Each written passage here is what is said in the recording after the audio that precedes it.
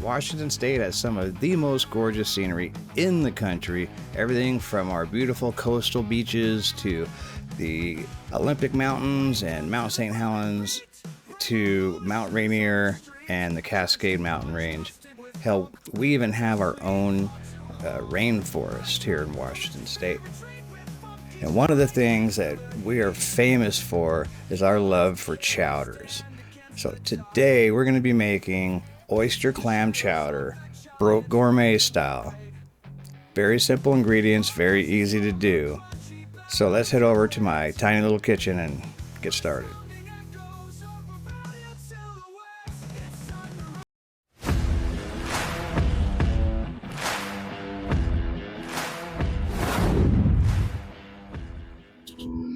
Now, I just learned that today a legend passed away. Our beloved Ozzy Osborne has left us. It is a absolute sad day for all of rock and rollers around the world. So I just wanted to share my sentiment. We're heartbroken. Our prayers are with the family.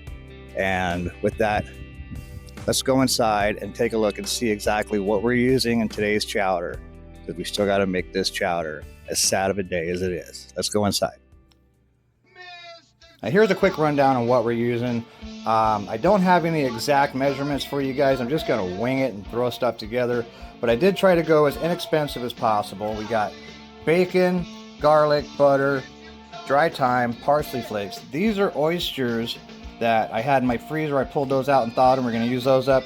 Clam juice, whole baby clams, minced clams, all-purpose flour, chicken broth, half and half, salt, pepper, fresh corn. We're using fresh corn today. It's corn season here in Washington.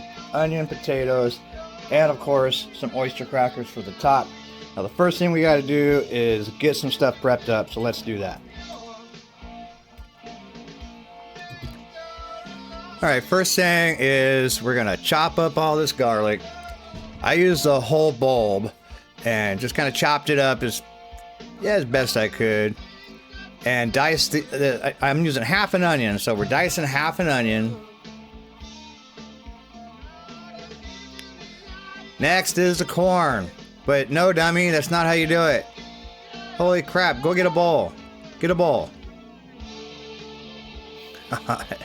All right, now we're using our head. We got 2 ears of corn. We're gonna get all the corn off of it. Put that aside. Now for the oysters. I want to reserve all of the oyster liquor, so I'm straining the oysters. These ones are ginormous. The other ones are small.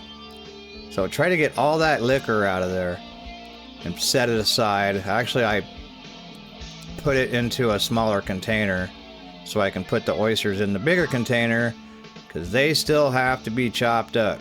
So that's what we're going to do right now. And it makes a mess. Now the bacon, it's cheap bacon, so I'm going with half of the pound. I'll get a lot of fat out of it, but very little meat, because let me how thin that is. But whatever, it's bacon, it'll work. Let's get it cooked off. And when it's done, I just transferred it to a plate. Kept all that fat in there, because that fat is what we're going to be sauteing up our onions with.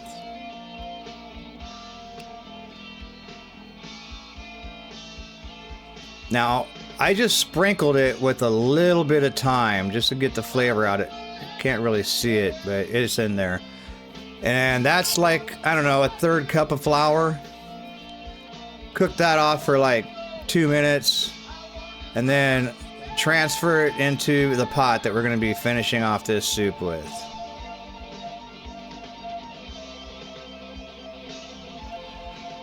Now, liquid. 6 cups of chicken broth. All of the liquor from the oysters. Right there. And the whole jar of clam juice. I also used I started with 2 cups of half and half. I add a little bit more later on, about another cup later on. A little bit of pepper and basically everything else. So potatoes, corn, the garlic, the can of whole baby clams is coming up next, I think. Yep. And the can of minced, chopped, whatever it was, clams. And now, of course, the oysters.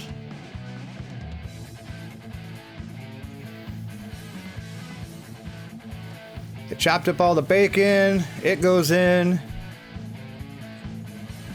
And now we just bring it up to a boil, turn it down as soon as it gets to a boil, and we're just gonna let it simmer. And the idea here is to just get all the potatoes to soften up really good.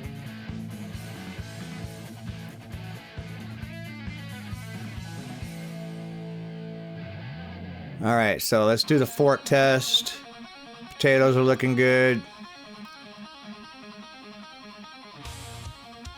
But as you can see, it doesn't stick to the spoon at all, so it's not even close to being thick enough. So now it's time for the butter flour roux. So I used half a stick of butter, and that worked out fairly okay. Half a stick of butter with about 3 tablespoons of flour. Got that mixed up. Into the pot it goes. Now remember, when you put roux into the pot of boiling liquid, you have to keep stirring it, whisking it if you have. Just keep stirring it till it starts to thicken up. Now, this time I actually took a potato masher and said, screw it, I'm going to smash these potatoes a little bit. Not mash them, just smash them. See, now it's getting to look more like a chowder. Starting to stick to the spoon. And here we do the actual spoon test. There we go. Look at the back of the spoon. Look at that. Now you see how it coats the spoon? That's what we're looking for. This stuff is pretty much done. So let's let it cool off and we'll dish it up.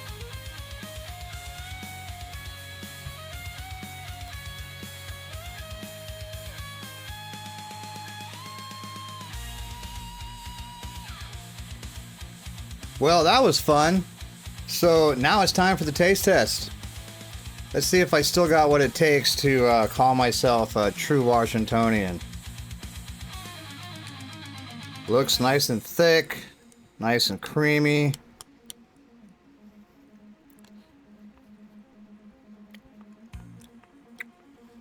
It's not real strong on the seafood flavor.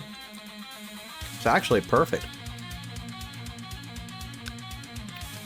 That corn gives it a nice little pop. This is delicious. You guys gotta try it. So, it makes a whole bunch, and you could actually freeze it and save it, because that's probably what I'm gonna have to do, because I got a lot of it. So I'll be eating this at lunch for probably the next week. So anyway, thanks for watching. Leave me a comment. Let me know if you'd have done anything different, or if you're going to try it out. It's really worth the effort. So do me a favor, like and subscribe, and I will see you guys in the next one.